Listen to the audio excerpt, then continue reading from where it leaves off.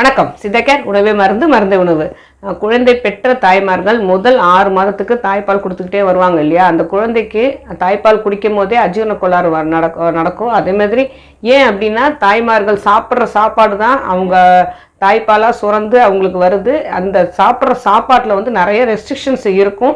அந்த ரெஸ்ட்ரிக்ஷன்ஸை ஃபாலோ பண்ணிக்கிட்டே வந்தால் மட்டும்தான் குழந்தைக்கு வயிறு உப்பிசமோ வயிற்று வெளியால் நிறைய அழுகை இருக்கிறதோ, இல்லை அவங்களுக்கு அஜீரண கோளாறு வர்றதோ, நல்ல வாய்வு பிரியறதோ, இந்த பிரச்சனைகள் எதுவுமே வராது. ஏன்னா நம்ம குழந்தை பெற்ற தாய்மார்கள் முதல் 6 மாதத்துக்கு வந்து நிறைய பருப்பு எடுத்துக்காமல், சுண்டல் வகைகள் எதுவுமே எடுத்துக்காமல், நிறைய வாயு சமம் எடுத்துக்காமல் சாப்பிட்ணுன்னு சொல்லுவாங்க. அதே மாதிரி அவங்களுக்கு வந்து ஒரு சில லேகியம் செய்து கொடுப்பாங்க. சுக்கு, மிளகு, திப்பிலி, ஓமம், சதக்குப்பை, மாசிக்காய், ஜாதிக்காய், தேவராக்குச்சி, சடாமஞ்சில், சித்தரத்தை, வசம்பு அப்படின்னு நிறைய மருந்துகள் சேர்த்து அதில் தேன், வெல்லம், இது எல்லாமே சேர்த்து அது ஒரு லேகியம் மாதிரி கிண்டி கொடுப்பாங்க. ஏன்னா அவங்களுக்கு அஜீரண கோளாறு இருக்காது. இந்த மாதிரி பொருட்கள் சாப்பிடும்போது தாய்ப்பாலோட சேர்ந்து இந்த சத்துக்கள் எல்லாமே குழந்தைக்கும் போகும்போது அந்த குழந்தைக்கும் அஜீரண கோளாறு நடக்காது. ஏன்னா முதல் தாய்ப்பால் மட்டுமே குடிச்சிட்டு வந்தால் கூட அந்த குழந்தைக்கு வந்து அஜீரண பிரச்சனை நிறைய வர வாய்ப்பு இருக்குது. முதல் 6 மாதத்துக்கு கவனமாக இதை செஞ்சுக்கிட்டே வருவாங்க. அதே மாதிரி குழந்தை பெற்ற உடனே அவங்களுக்கு பீரியட்ஸ் வந்து முற்றிலுமாக வரணுங்கிறதுக்காக கருஞ்சீரகத்தை வந்து ஒரு கஷாயம் மாதிரி ஆக்கி கொடுப்பாங்க. அடுத்தது அவங்க சாப்பாட்டில் வந்து கண்டந்திப்பிலி ரசம் அப்படின்னு சொல்லிட்டு புளியை வந்து சுட்டுட்டு மிளகு, ஜீரகம், பூண்டோடு சேர்த்து திப்பிலியும் சேர்த்து ஒரு ரசம் வச்சு கொடுப்பாங்க. இதுவும் அவங்களோட அஜீரண கோளாறை முற்றிலுமாக நீக்கிடும். தாய்ப்பால் மூலிமா குழந்தைக்கும் அஜீரண கோளாறு வராமல் பார்த்துக்கும். அடுத்தது முக்கியமாக முதல் 6 மாதம் வந்து நெய் சேர்த்துக்கக்கூடாது அப்படின்னு சித்தர்கள் சொல்லியிருக்காங்க.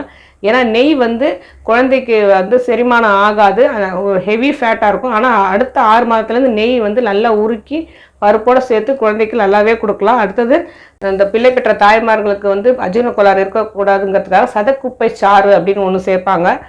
சுண்ட வத்தல், மிளகு, ஜீரகம், ஏலம், ஓமம் இது எல்லாமே சேர்த்து ஒரு சாறு மாதிரி நல்லா கொதிக்க விட்டு இதை வடிகட்டி கொடுப்பாங்க.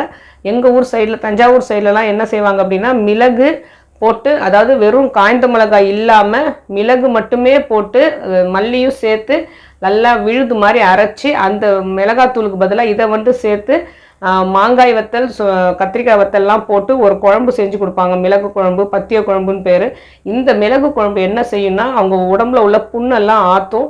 அதேமாதிரி வாய்வு பிரச்சனை இல்லாமல் பார்த்துக்கும். இந்த தாய்மார்கள் வந்து இதை சாப்பிட்டுட்டே வரும்போது குழந்தைக்கும் இந்த தாய்ப்பால் கொடுக்கும்போது குழந்தைகளுக்கு வயிற்று உப்பிசம், அஜீரண கோளாறு எதுவுமே வராது. ஏன்னா குழந்தை திரும்ப திரும்ப ஏன் சொல்கிறோம்னா, முதல் 6 மாத காலம் குழந்தைக்கு அஜீரண கோளாறு இல்லாமல் பார்த்துக்கிட்டாங்க அப்படின்னா அவங்க அந்த குழந்தை வந்து நல்லாவே அடுத்தடுத்த வேலை தாய்ப்பால் கொடுக்கும் போது அதுங்க நல்லா நிறைய பருகும் போது அதுங்களோட வளர்ச்சி வந்து சீராக இருக்கும். மந்தம்னு சொல்கிற அவங்களுக்கு வயிற்று உப்பிசம் எப்போதுமே அந்த குழந்தைக்கு வராது. ஸோ அவங்க வந்து நல்லா பார்த்து சிரிக்கிறதுலேருந்து, நல்லா தூங்குறதுலேருந்து, அடுத்தடுத்த 2 மணி நேரத்துக்கு ஒரு தடவை தாய்ப்பால் குடிக்கிறதுலேருந்து எல்லாமே. ஏன்னா முதல் 6 மாத வளர்ச்சி தான் குழந்தைக்கு மூளை வளர்ச்சியிலேருந்து, உடல் வளர்ச்சியிலேருந்து, எலும்புகள் பலப்படுறதுலேருந்து எல்லாமே இந்த தாய்ப்பாலில் தான் இருக்குது. ஸோ அதனால் கண்டிப்பாக முதல் 6 மாதம் எவ்வளோ டயட்டு ஃபாலோ பண்ணுறோமோ அவ்வளோ நல்லது. தாய்மார்கள் கரெக்டாக அந்த டயட்டை ஃபாலோ பண்ணி அந்த தாய்ப்பாலை வந்து குழந்தைக்கு கொடுக்கும் போது அந்த தாய்ப்பாலால் அவங்களுக்கு வந்து நல்ல நன்மைகள் தான் நிறைய கிடைக்குமே தவிர அஜீரண கோளாறு சுத்தமாக வராது. ஆரோக்கியமாக வாழ்வோம். வேறு எதை பற்றி பேசணும்னு நினச்சாலும் சரி, தாராளமாக கமெண்ட் பண்ணுங்கள். உங்களுக்கு எந்த நோயாக இருந்தாலும் சித்தா கேரை அணுகுங்க.